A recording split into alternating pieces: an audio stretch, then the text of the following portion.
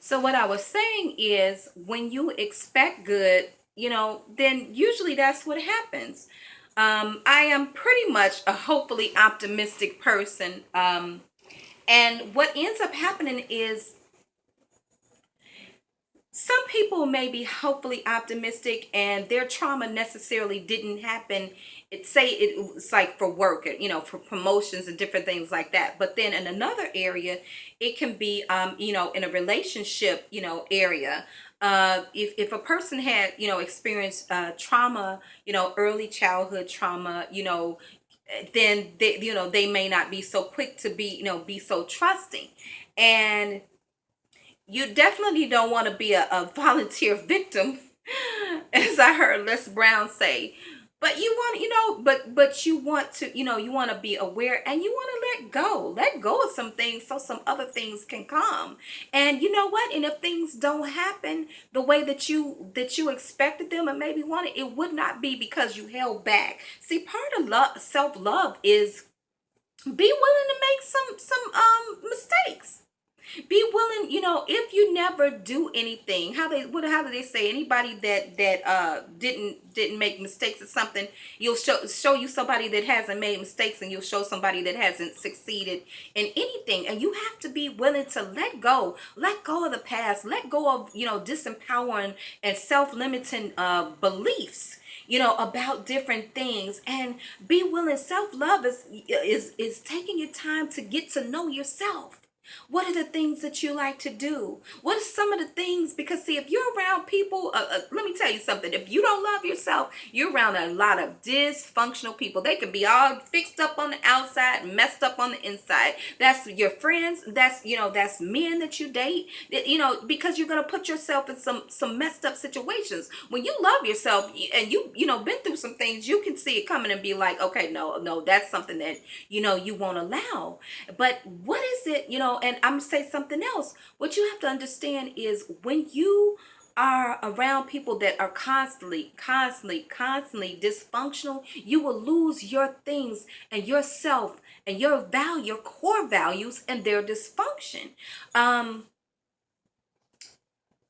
Simple things that well, I'm trying to be, because some people watch this or whatever, but I remember after a tumultuous period of my life, I sat on the patio, and I had this lady that was from Italy, had brought me like some classical music. And at that time I was staying in the house, and it just had just this little cement, but I had two lawn chairs, and you would have thought it was like a throne.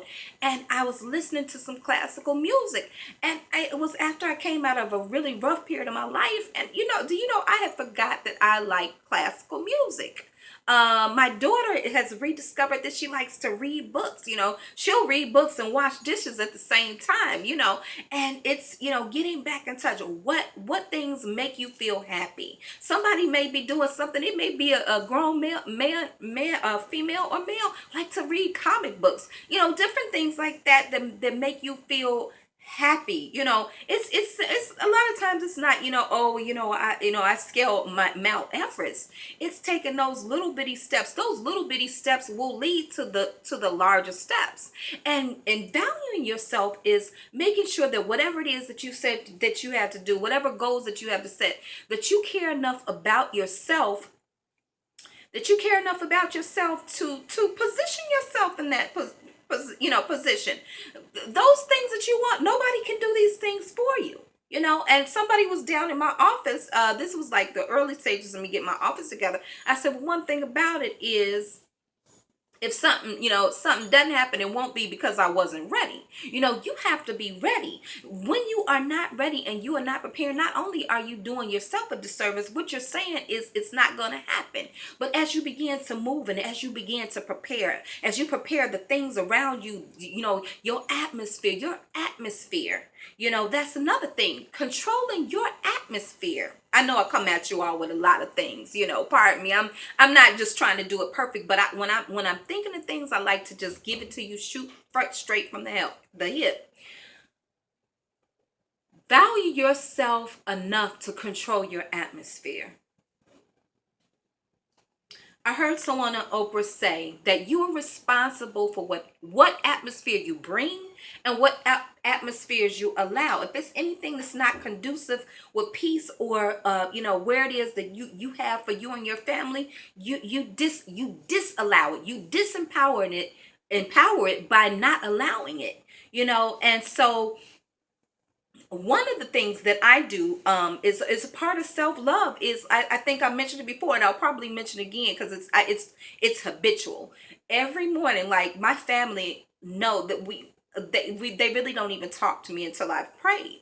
That's something that I have to do because I'm listening. Some days, it's a get your house in order day. Some days it's like, okay, well, you need to make these calls. And so even something as simple as that, before, like, usually before 10 o'clock, I don't like to even talk, business until, like, after 10. If it's something where it is imperative, I will do that. But that is a way of loving myself, is, loving my time with God. That's my time with God. That's my personal time with God. If we have 24 hours in a day, surely I can take, a few hours, and it may be divided into prayer, listening prayers when we're talking, meditation is when we're